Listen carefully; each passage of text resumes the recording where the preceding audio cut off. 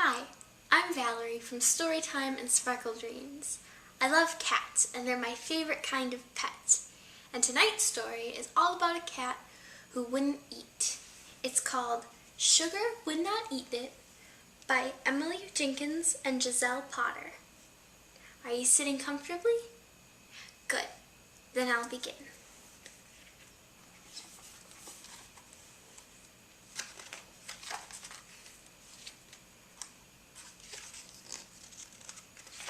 Sugar Would Not Eat It by Jenkins and illustrated by Giselle Potter. The morning after his birthday, Leo went to play soccer. Walking home, he found a kitten sitting on the steps of his building. It was small and fluffy and had an air of confidence about it. It didn't seem to belong to anyone.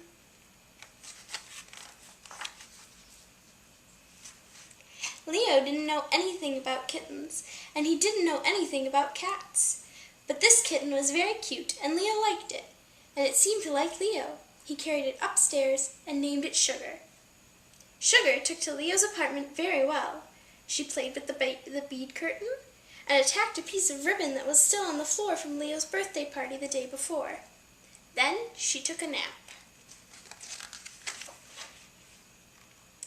When she woke up, she was hungry. Leo gave her a slice of leftover birthday cake. "It's chocolate," he told her, "with blue frosting roses. I'm letting you have the last piece." But Sugar would not eat it. "Yum, yum, yum," coaxed Leo, dipping his finger in the frosting. "Ooh, delicious." But Sugar would not eat it. "Why don't you give it a try?" asked Leo. "How do you know you don't like it if you don't even taste it?" But Sugar would not eat it. And so they sat, Sugar staring at Leo and Leo staring at Sugar, for a very long time. Leo went out the door and crossed the hallway. There was his friend Ezra trying to fix the sink. "When I was small, my dad always told me to drink my milk or I wouldn't grow up big and strong." "Don't you want to eat your cake so you can grow into a big, strong cat?" Leo asked Sugar. "If you don't eat, you can't grow. You'll just be a puny little kitten forever." But Sugar would not eat it. Leo went out the door and downstairs to the donut cart. There was Jimmy making a fresh pot of coffee. "When I was small and I wouldn't eat my meatloaf, my mom always got so mad because all afternoon she'd been slaving over a hot stove." "It took me 2 hours to bake this cake," Leo told Sugar, "and another hour to do the frosting roses. All that, and now you're not interested? Who do you think I am, the maid?" But Sugar would not eat it. Leo went out the door, downstairs, and up the block. There was his neighbor Harriet doing her crossword puzzle on the stoop. "When I was small, my grandma always told me that I couldn't leave the table until I finished all my broccoli." "Now, Sugar," said Leo, "you are not leaving this table until you eat up all that cake. We can sit here until it's dark outside. I don't care." But Sugar would not eat it. They all did fall asleep. Sugar still didn't eat it. The next day, Leo went out the door, downstairs, up the block, and around the corner into the laundromat. There was Alice, watching the clothes go around in the washer. "When I was small, my father always told me about children going hungry in other parts of the world."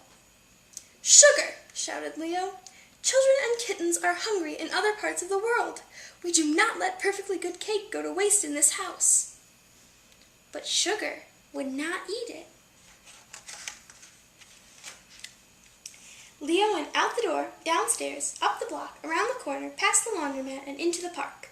There was Binky, sitting on a bench and reading the paper. "When I was small, my parents always told me 4 bites, at least 4 bites, or I was going to see it again at dinner time." "Okay, I'll give you a break," Leo told Sugar. "Just 4 bites. 4 bites, and then you can be done. Otherwise, you're going to see this cake again before you get anything else." But Sugar would not eat it.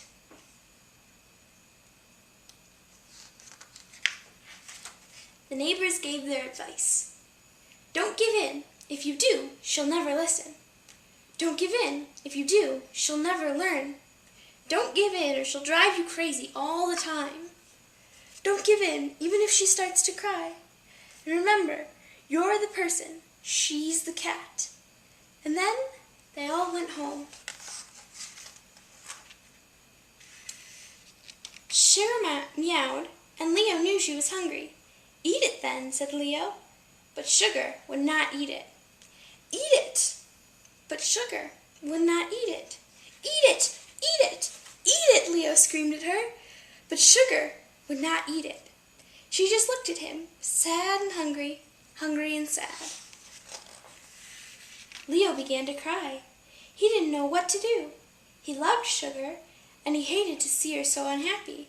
But how are they going to live together when she wouldn't listen to him and she wouldn't learn? When he was finally done crying, Leo wiped his nose and splashed some water on his face. He felt hungry, so he went into the kitchen and poured himself a glass of milk and made himself a chicken sandwich. Sugar stuck her head right down into Leo's glass and began lapping up the milk. No, no, Sugar, Leo almost said, but Sugar was purring. She looked so happy that he just stood there and watched her drink. She drank and drank. Then she ate some of the chicken out of Leo's sandwich. Leo finished what was left and ate the cake for dessert.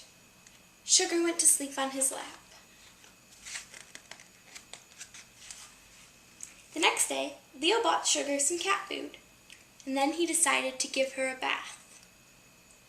Sometimes, when I don't want to eat my food, my mom will say some of the things that they said in this book. What does your mom or dad tell you when you don't eat all of your food? Do they tell you that other people are hungry, or that you won't grow up big and strong? Tell me in the comments. I'd like to hear from you. But for now, it's time for sleep. Have a good sleep and sparkle dreams, and we'll read together again soon. Good night.